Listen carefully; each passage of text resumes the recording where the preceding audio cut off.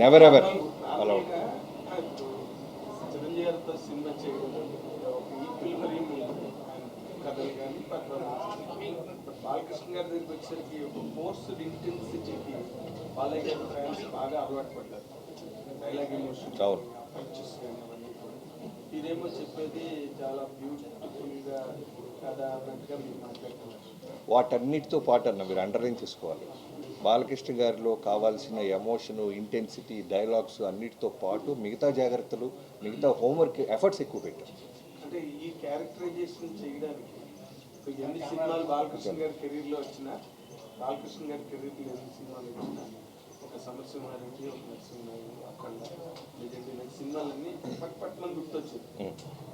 వాటిని క్రాస్ చేసినప్పుడే డాకు మహారాజ్కి value by any stretch of logic, కథ పరంగాన, టేకింగ్ పరంగాన, treatment, characterization, all that is your conception.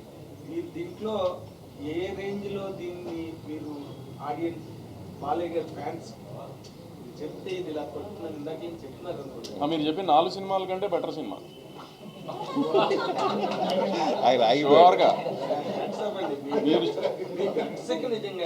Cinema నేను చూసుకున్నా కదా, గట్స్ ఉంది నాకు తెలుసు కదా.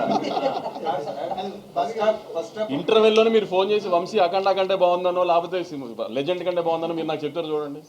ఇంటర్వెల్లోనే ఫోన్ చేసి చెప్పేస్తారు. సినిమా ఏదాకా వెయిట్ చేయరు మీరు, అంత బాగుంది సినిమా.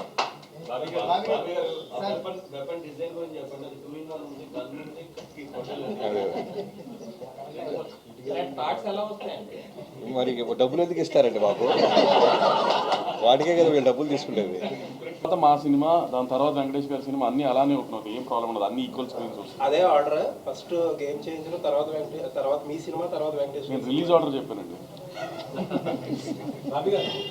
చిరంజీవి గారితో చేశారు, ఇప్పుడు బాలకృష్ణ గారితో చేశారు.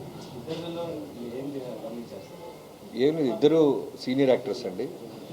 వెల్ డిసిప్లైన్, వాళ్ళ దగ్గర నేర్చుకోవాల్సిన డిసిప్లైన్ ప్లస్ ఫోకస్ చేయటం, చేసే వృత్తి పట్ల రెండు ఈక్వల్ కామన్ పాయింట్స్ ఉంటాయి. వింటేజ్ అనే దాన్ని మీరు ఎక్కువగా ప్రయోగం చేశారు. అప్పుడు అవును, బాలయ్య గారిని వింటేజ్ ఇది మీకు అంటే నేను కానీ వంశీ గారు కానీ చిరంజీవి గారి సినిమాలు, బాలకృష్ణ గారి సినిమాలు చూసి పెరిగాం. సో మాకు ఎలా ఉంటుందంటే వాళ్ళతో వర్క్ చేసేటప్పుడు మేము ఏదైతే హై ఫీల్ అయ్యామో అవన్నీ మళ్ళీ రీకలెక్ట్ చేయాలని ఉంటుంది. సో ఆ బాలకృష్ణ గారు, ఆ చిరంజీవి గారు మా మైండ్లో ఉంటారు.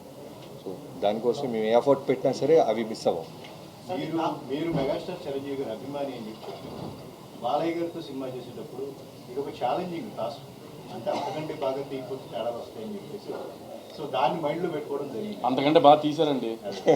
నేను మీకు చెప్పేస్తున్నా, అంటే చిరంజీవి గారి ఫ్యాన్స్ నన్ను తిట్టుకున్నా అంతకంటే బాగా తీశారు.